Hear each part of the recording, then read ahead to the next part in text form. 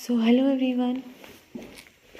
In this class, we will start new chemistry series where we generally learn about chemistry series, especially 10th class chemistry. We went over all the basic about chemistry. We talk about metal and non-metal and their property and how they behave. Before entering this chapter, let's begin with some basic things.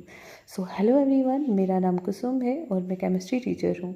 I hope कि आपको काफ़ी मज़ा आएगा इस chapter को पढ़ने के बाद। तो मैंने बहुत ही बेहतरीन चैप्टर आपका 10th का मेटल और नॉन मेटल चुना है। बच्चा, मेटल और नॉन मेटल बहुत इंपॉर्टेंस रखता है। आपकी जितनी भी आगे केमिस्ट्री है उस सब का बैकबोन यही है, ठीक है। इसे पढ़ना बहुत इंपॉर्टेंट रखता है हमारे लिए, हमारे 10th क्लास के एग्ज़ाम के व्यू से भी और ऐसे भी, ठीक है बच्चा। तो पहले थोड़ा सा देख लेते हैं कि जैसे कि आपको पता है बच्चा, आपने अपनी क्लास 9th में पढ़ा था कि जितने भी सब्सटेंस आपके सामने दिखाई देते हैं, चाहे कोई भी सब्सटेंस आपके सामने दिखाई देता है, वो सब किससे बना हुआ है? वो सब एटम से बना हुआ है ना बच्चा।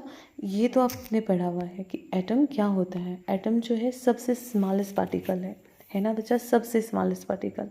इसीलिए तो हमारे पास जितना भी सब्सटेंस है, जो भी सब्सटेंस आपके बने हुए हैं, वो किससे बने हुए हैं? एटम से बने हुए हैं।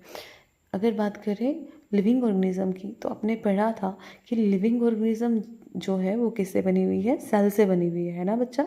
क्या आपको पता है कि सेल भी खुद किससे बना हुआ है? हाँ, बिल्कुल सही, एटम से बना हुआ है। एटम, हाँ, आपने बिल्कुल सही सुना। दुनिया के जितना भी सब्सटेंस है, चाहे वो आपके पास सॉलिड है, लिक्विड है या गैस है, वो सब के सब एटम से बना है। एटम भी खुद किसी से बना हुआ है, वो एक अलग टॉपिक है। मैं ज़रूर आने वाली कुछ सीरीज़ में एटम के बारे में भी पढ़ाऊँगी, और भी इंटरेस्टिंग चीज़ें जो एटम के बारे में आपने ना पढ़ी होंगी वो भी मैं आपको पढ़ाने की कोशिश करूँगी। तो चलो बच्चा, तो हम पढ़ते हैं थोड़ा 9th के बारे में। तो चलो थोड़ा सा 9th पर आ जाओ। 9th में हमने पढ़ा था कि कुछ सब्सटेंस हमारे पास प्योर सब्सटेंसेस होते हैं, कुछ इम्प्योर सब्सटेंसेस होते हैं। प्योर सब्सटेंसेस कौन से होते हैं बच्चा? प्योर सब्सटेंसेस वो सब्सटेंसेस होते हैं जो एक ही तरह के एटम से बनते हैं, उनको ही हम एलिमेंट कहते हैं। हाँ, उन्हीं एलिमेंट के बारे में हम पढ़ने जा रहे हैं। तो अब हम मेटल और नॉन मेटल के बारे में एक बात तो जान लिए कि नॉन मेटल और मेटल ये क्या है? ये प्योर सब्सटेंसेस है। प्योर सब्सटेंसेस मतलब ये एक ही तरह के एटम से बने हुए हैं, ठीक है बच्चा। अब हम जब ये जान चुके हैं तो हमें ये भी पता होना चाहिए कि हमने ये चैप्टर पढ़ा क्यों। देखो बच्चा, आपकी ऑर्गेनिक इनऑर्गेनिक केमिस्ट्री जो है ना, जो आप पढ़ने वाले हो, वो सब इसी के ऊपर डिपेंड करती है। हाँ, ऑर्गेनिक इनऑर्गेनिक, बिल्कुल ठीक सुना। इसीलिए ये चैप्टर बहुत इंपॉर्टेंस रखता है। क्यों? क्योंकि इसके बारे में हम सिर्फ मेटल और नॉन मेटल के बारे में नहीं पढ़ेंगे, बल्कि हम पीरियोडिक टेबल के बारे में भी इस चैप्टर में ज़रूर पढ़ेंगे, ताकि वो वाला कॉन्सेप्ट भी आपका यहीं पर क्लियर हो जाए, ठीक है बच्चा। अब हमने जान लिया कि एलिमेंट्स जो है वो प्योर सब्सटेंसेस है, वो एक ही तरह के एटम से बने हुए हैं, ठीक है ना। और इसीलिए हमने क्या किया हुआ है हमारे पीरियोडिक टेबल में। अच्छा, पीरियोडिक टेबल में आपको पता है इस टाइम पे हमारे पास कितने एलिमेंट है? इस टाइम का मतलब है कि अभी तक। हो सकता है फ्यूचर में और भी एलिमेंट्स मिल जाए।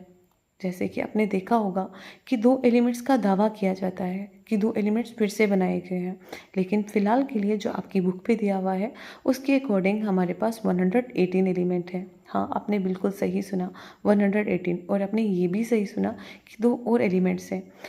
118 एलिमेंट्स जो हमारे पास है वो हमारे पीरियोडिक टेबल में अरेंज किए हैं। आपने पीरियोडिक टेबल पढ़ा है ना बच्चा, उसमें आपको पता है कि एलिमेंट को किस तरह से अरेंज किया गया है, सीरीज़ क्या होती हैं, शेल्स क्या होते हैं, सब शेल्स क्या होते हैं, ये सब आपका कवर हो चुका होगा। अगर नहीं तो आप मुझे बता दीजिएगा, मैं आगे आगे इनको भी कवर करती जाऊँगी। आपने देखा होगा कि हमारे पास 92 ऐसे एलिमेंट हैं बच्चा जो नेचुरली पाए जाते हैं, ठीक है ना। जो कहाँ से पाए जाएंगे? नेचुरली पाए जाएंगे। हाँ, और 26 ऐसे एलिमेंट हैं जो हमने क्रिएट किए हैं, ठीक है, जो आर्टिफिशियली बने हैं। अब ये आर्टिफिशियल एलिमेंट से एक इंटरेस्टिंग बात बताऊँ, आपने रेडियम के बारे में ज़रूर जाना होगा। रेडियम, हाँ, वही रेडियम जिसकी वजह से मैडम क्यूरी ने बनाया था। क्या आपको पता है कि मैडम क्यूरी के डेथ का रीज़न क्या था? हाँ, उसी के बनाए हुए आर्टिफिशियल एलिमेंट जिसकी वजह से उनकी मौत हुई थी। आपको पता है उनकी बहुत सारी चीज़ों को अभी भी छुआ नहीं जाता। ये सब इंटरेस्टिंग ऐसी चीज़ें हैं जो मैं आपको साथ साथ में पढ़ाती जाऊंगी, जिससे आपका चैप्टर में काफ़ी इंटरेस्ट बनता रहेगा। ठीक है बच्चा। तो मेटल और नॉन मेटल, आज के लिए मैं आपको सिर्फ इतना ही बताऊंगी कि मेटल और नॉन मेटल ये बहुत इंपॉर्टेंट है, ये चैप्टर आपको समझना है, और मैंने कुछ बेसिक सा आपको बताया। ठीक है। अब जैसे अगर बात करें मेटल क्या होते हैं, तो मेटल के बारे में आपको पता है ना बच्चा, मेटल क्या होते हैं? हाँ बिल्कुल, वही मेटल जो आपने क्लास 8 में पढ़ा था, कोई सबस्टांस जो हार्ड होते हैं, गुड इलेक्ट्रिसिटी ऑफ हीट होते हैं, है ना, और चमकने वाली चीज़ें होते हैं, उनको आप शीट में कन्वर्ट कर सकते हो, आप उनको वायर में कन्वर्ट कर सकते हो, कुछ वैसे ही। और नॉन मेटल को बिल्कुल इसका अपोजिट पढ़ा था, पर ऐसा नहीं है।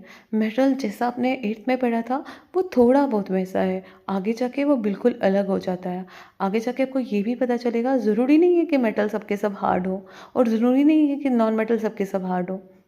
ठीक है, सबके सब मेटल आपके पास सबके सब हार्ड हो और नॉन मेटल ना हार्ड हो। ठीक है ना। तो जैसे कि आप कार्बन की बात करते हो, आप डायमंड की बात करते हो, तो डायमंड भी किससे बना हुआ है? कार्बन से बना हुआ है ना। तो कार्बन क्या है? एक नॉन मेटल है। लेकिन आप डायमंड को देखोगे, दुनिया का सबसे हार्डेस्ट सबस्टांस पे माना जाता है। वैसे ही अगर आप देख सकते हो कि बहुत ऐसी चीज़ें हैं जो क्या है, मेटल होने के बावजूद भी, मेटल की प्रॉपर्टी मेटल में होने के बाद भी मेटल जैसे बिहेव नहीं करते। ठीक है, लेकिन फिर भी हम उनको मेटल में रखते हैं। तो वो सारी चीज़ें आप आगे जाके पढ़ने वाले